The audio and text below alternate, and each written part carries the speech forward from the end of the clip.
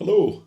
I just thought I'd give you a little bit of an eye-opener as to how I put together tours ahead of time, what sort of thing I'm looking at before we hit the road. It's very, very important that you have all your ducks lined up before you hit the tarmac. So I just thought I'd give you an idea of the sort of process, if I may. I've got a tour coming up. I'm calling the tour Elliot because that's the name of the lead traveller on the tour.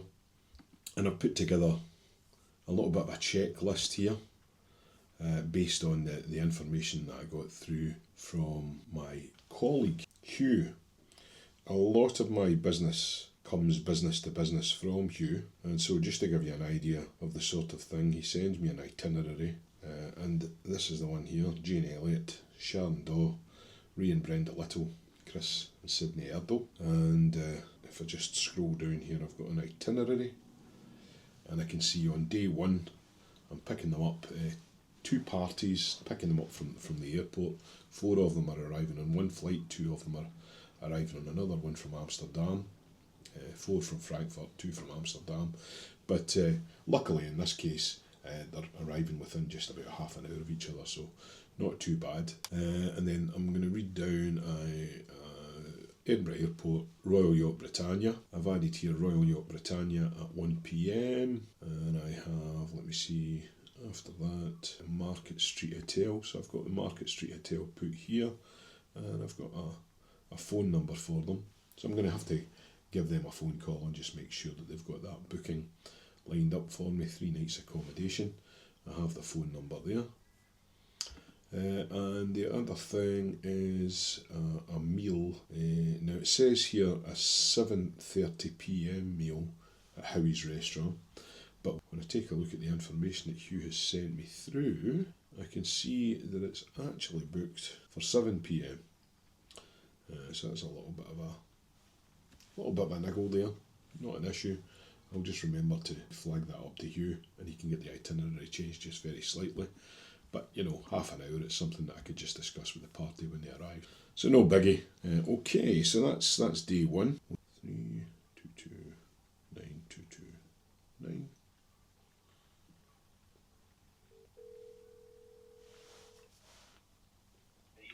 Good afternoon, Mr. Shane Hotel Reception Man speaking. How can I help?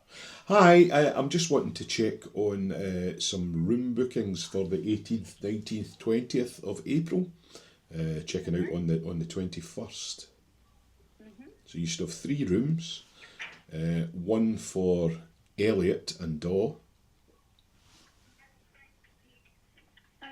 What was the surname, sorry? Elliot, Elliott.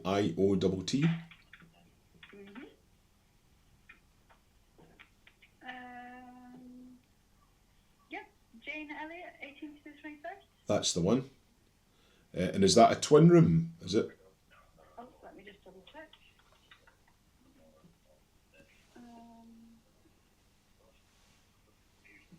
Yeah. Twin room, great stuff. And then one for Little, Little. I've got Ray. Ray, that's right, Ray and Brenda Little. Yep. And the third room is for Chris and Cindy Erdle.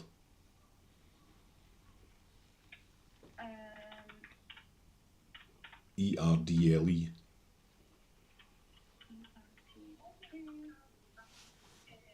got that one as well. Great stuff.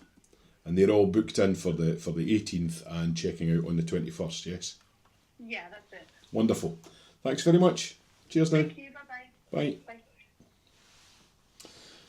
So that's that one checked, and it will just be a case of calling round each of the hotels in question. It won't take us 2 ticks, but you don't really need to be with me for that. Okay, well, I managed to check up the Market Street Hotel and the Carlton George. I'm fairly relaxed about the Sconser Lodge. We use it all the time. I managed to get in contact with the Pier House at Port Appin, but they couldn't really solve my issue of... Problem is that I don't really know anything about these people before they arrive, and I'm making the assumption that Jane Elliott and Sharon Daw are going to want a twin room. Major assumption to make, given the given the I know nothing about them, but I'm just checking to make sure that there's a twin room available just in case. The third one is for the Kingsmill Hotel, but there's no booking for the Kingsmill Hotel that I have seen, so I'm going to make the assumption, although I'll check up on email with Hugh a little later on, that that's something that the clients are dealing with themselves. I know that they're going on a cruise after that, so presumably this is accommodation that they've already booked. So anyway, let's see, so the next day, I'm going to take a look at my itinerary. Breakfast at the Market Street Hotel, and then we're going to go and see Edinburgh Castle and the Palace of Holyrood House, amongst other things. Obviously we fill the day, but I usually find that if we have Holyrood House and if we have the castle, and that's a big chunk of the day all used up anyway, most of the rest of it will just be walking the Royal Mile. Easy peasy for me, I'm doing it all the time. So let me just open up the Explorer passes here. I can see that we have 1, 2, 3, 4, 5, 6 Historic Scotland visitor passes, 14 days, and they begin on the 19th of April, which is the day that we are talking about. Day 2, 19th of April. Perfect. And then we will also open up the Holyrood. Just double check. 19th of April again. And we've got 1, 2, 3, 4, 5, 6 passes for that as well. Perfect. Now, the Palace of Holyrood House no longer really values having guides showing people around the palace. They do allow a little bit of flexibility for guides to work on the outside portions of the palace. I just need to double check that I have a pass valid, because if you print one of these passes out, as you can see here, and you get it signed up, then it means that you can use it for the travel. So I just need to double check that I've got one. I believe I do. But something that I will do, it's early in the season, but it still makes sense to do it, is just to book entry to Edinburgh Castle. And I'm going to do this on the Historic Scotland app on the iPhone. So let's see what's near me, places to visit, Edinburgh Castle, and the vast majority of times that I have. Edinburgh Castle is almost always on itineraries. So I just click on that, it takes me through to the historicscotland.gov.uk website, which is just opening up at present. I've only got one bar of 4G, so it's taking a little bit of time. Standard admission. Let's see, so I'm going to go for 1 Historic Scotland member, that's me, and 6 Explorer Pass visits.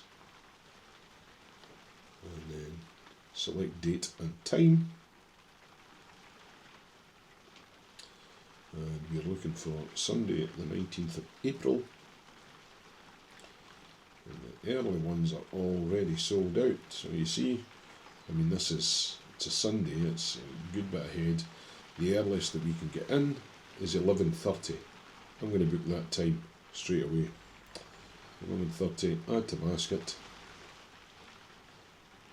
Now something to note is that if you arrive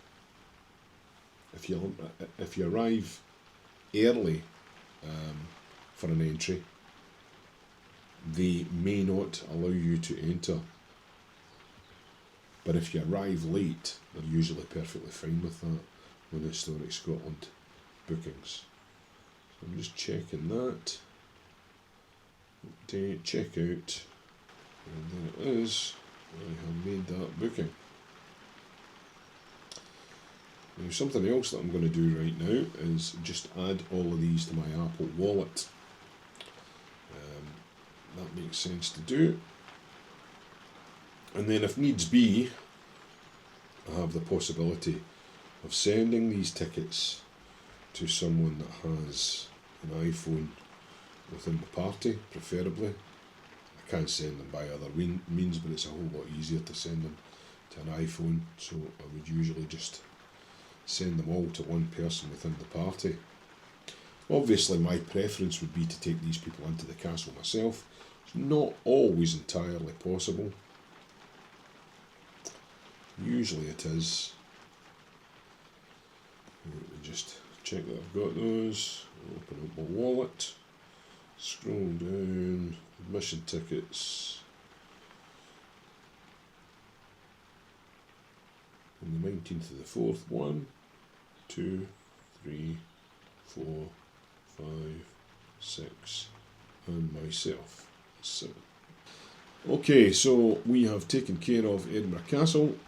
I'll just take a note that that is now, what did I say, was it 11:30?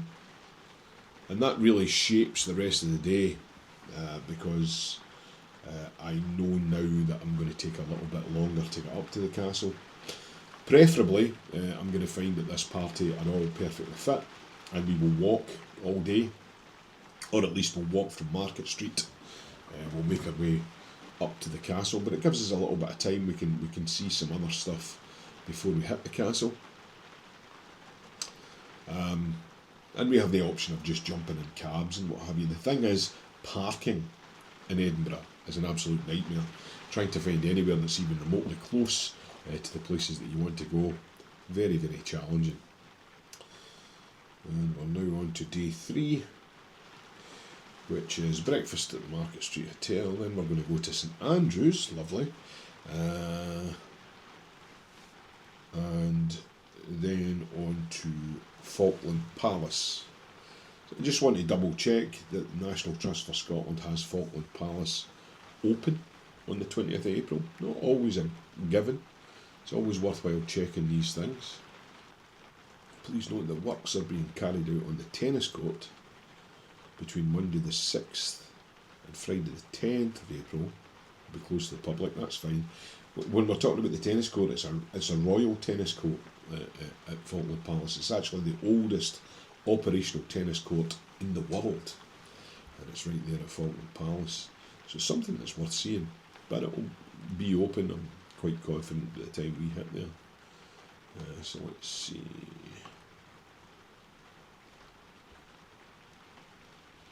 About this place. Opening hours. See full opening times. From the 1st of March to the 31st of October, it's open daily from 11 AM to 5 PM. So that's all good. Wednesday to Saturday, there are guided tours at 10 AM, but we're not going to be doing that. I can take them around Falkland Palace myself, not a problem, and we'll just be purchasing the tickets for that on the day. So I can tick off Falkland Palace. St Andrews, there's nothing really to concern ourselves about. I wonder though, maybe if I should book a lunch. Sometimes it can be tricky to get some place to eat. And we're just looking, it's a Monday, April the 20th. Doesn't sound as if it would be that difficult to get a place, but do you know, I think I might just go ahead and do that. One of my favourite places to book is Tail End. I mean, there's other places available, but I quite like the Tail End, and I tend to find that it goes down well with my punters. Tail End Restaurant, Edinburgh. Reserve a table. And I'm going to book this for Monday the 20th at 1 PM. We'll book it for 6. I don't need to eat with the party, and to be honest with you, I don't know whether the party will want to eat with me. The chances are that they will, but you can never tell. But I'm just going to go ahead and book that. Credit card guarantee required. You get the idea anyway. It's basically just checking through everything meticulously. Make sure that there are no surprises in store for us. We need to check opening times for places. Need to just check that we have the documentation that we will require. We can open up a few of these things that we definitely want to check. We don't have anything for Inveraray Castle. I shouldn't imagine that will be a problem. Usually I can just pay for these things and charge in retrospect. Next thing we have here is the Oban Classic Distillery Tour at 2:30 on April 23rd. That's correct. Jacobite Steam Train. We don't actually know whether it's going to run this year. It's a tricky one. There's the possibility that it might just not go ahead, and if that's the case, well, looking up my CalMac tickets, I have a booking for 24th of April, that's correct, for 7 passengers and a vehicle.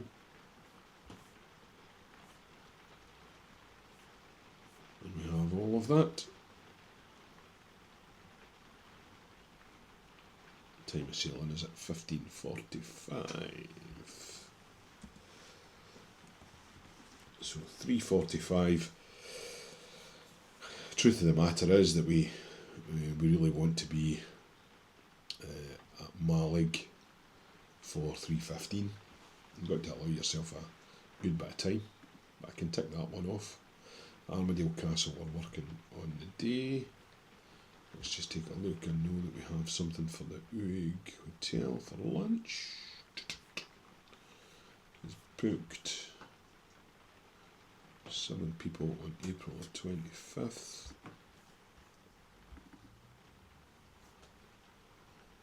At 1 p.m. Hotel 1 p.m. 25th. That's the fella. I've got a phone number here for Sky Weavers. Just make sure that they're open. It's just an extra if we can manage to fit that in. But the 25th is, let me see, what day is that? 25th is a Saturday. Yeah, should be fine. And then the 26th, there's nothing really that needs my attention. So the rest of it we can catch up on catch up with in the fullness of time. It gives you a bit of an insight as to the sort of things that I just need to check up and just make sure that everything is working according to plan.